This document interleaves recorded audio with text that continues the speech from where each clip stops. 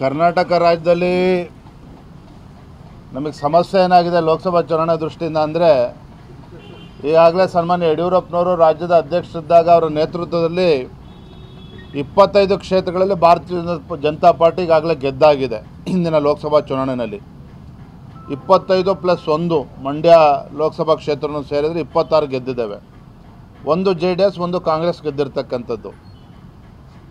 ಈಗ ನಮ್ಮ ಮುಂದೆ ಇರ್ತಕ್ಕಂಥ ಸವಾಲು, ಹಾಗಾಗಿ 28ಕ್ಕೆ 28 ಕ್ಷೇತ್ರಗಳಲ್ಲಿ ಭಾರತೀಯ ಜನತಾ ಪಾರ್ಟಿ ಮತ್ತು JDS ಗೆಲ್ಲಬೇಕು ಅನ್ನೋದನ್ನು ನನಗೆ ವಿಶ್ವಾಸ ಇದೆ. ರಾಜ್ಯದಲ್ಲಿರ್ತಕ್ಕಂಥ ವಾತಾವರಣ ನೋಡಿದರೆ ಮತ್ತು ರಾಜ್ಯದಲ್ಲಿರ್ತಕ್ಕಂಥ ಇದು ಭ್ರಷ್ಟ ಕಾಂಗ್ರೆಸ್ ಸರ್ಕಾರ, ರೈತ ವಿರೋಧಿ, ಬಡವರ ವಿರೋಧಿ, ದಲಿತರ ವಿರೋಧಿ ಸರ್ಕಾರ ರಾಜ್ಯದಲ್ಲಿ ಏನಿದೆ, ರಾಜ್ಯದ ಜನ ಈಗಾಗಲೇ ಬೇಸತ್ತಿದ್ದಾರೆ.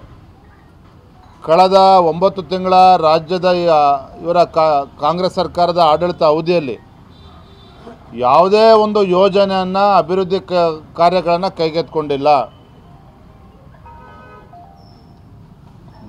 ಜಾತಿಗಳನ್ನು ಎತ್ತಿ ಕಟ್ಟುವ ಒಂದು ಹುನ್ನಾರ ಕಾಂಗ್ರೆಸ್ ಸರ್ಕಾರ, ಕಾಂಗ್ರೆಸ್ ಪಕ್ಷದಲ್ಲಿ ಏನಿದೆ, ಅದರ ಮುಖೇನ ಮುಂದಿನ ಲೋಕಸಭಾ ಚುನಾವಣೆ ಗೆಲ್ತೇವೆ ಅನ್ನೋ ಭ್ರಮೆಯಲ್ಲಿ ಕಾಂಗ್ರೆಸ್ ಸರ್ಕಾರ ಇದೆ, ಕಾಂಗ್ರೆಸ್ ಪಕ್ಷ ಇದೆ.